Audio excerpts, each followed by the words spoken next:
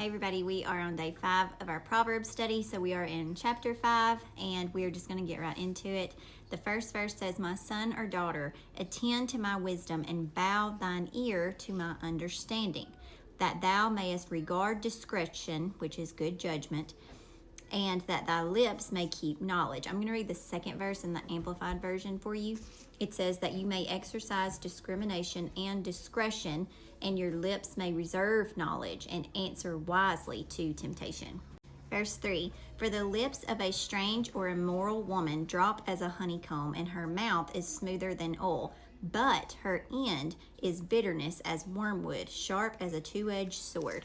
So the Greek word for wormwood is absinthos. I probably did not say that right, but it refers to a shrub or a plant that has a bitter taste. Definition, or what wormwood means, is a type of bitterness, affliction, remorse, suffering.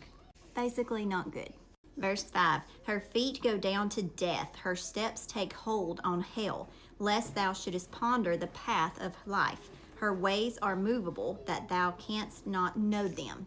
Basically, her ways are aimless and unstable.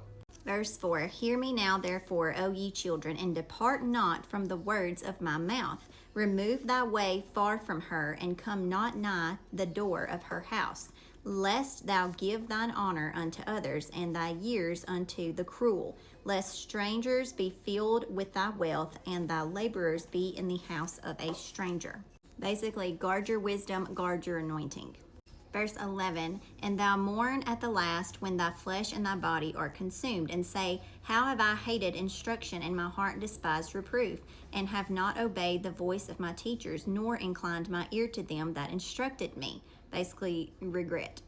"I was almost in all evil in the midst of the congregation and assembly. Drink waters out of thine cistern or container, and running waters out of thine own well. Let thy fountains," where this is representing kids here, "be dispersed abroad, and rivers of water in the streets. Let them be only thine own, and not strangers with thee." Basically, don't seek sexual engagements with anybody but your husband. Have children within your marriage. "Let thy fountain be blessed, let your kids be blessed, and rejoice with the wife of thy youth. Let her be as the loving hind and pleasant roe."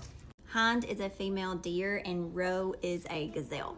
"Let her breast satisfy thee at all times, and be thou ravished always with her love. And why wilt thou, my son, be ravished with a strange woman, and embrace the bosom of a stranger? For the ways of man are before the eyes of the Lord, and he pondereth all his goings." So Proverbs talks a lot about sexual sins and keeping things that are supposed to be in the marriage, because sexual sins open so many doors on so many levels. So let's keep going. Verse 22, "His own iniquity shall take the wicked himself, and he shall be holden with the cords of his sins. He shall die without instruction, and in the greatness of his folly or foolishness he shall go astray." This one was really short, so that's all I have today. Tomorrow we'll be in chapter 6, and I will see you then.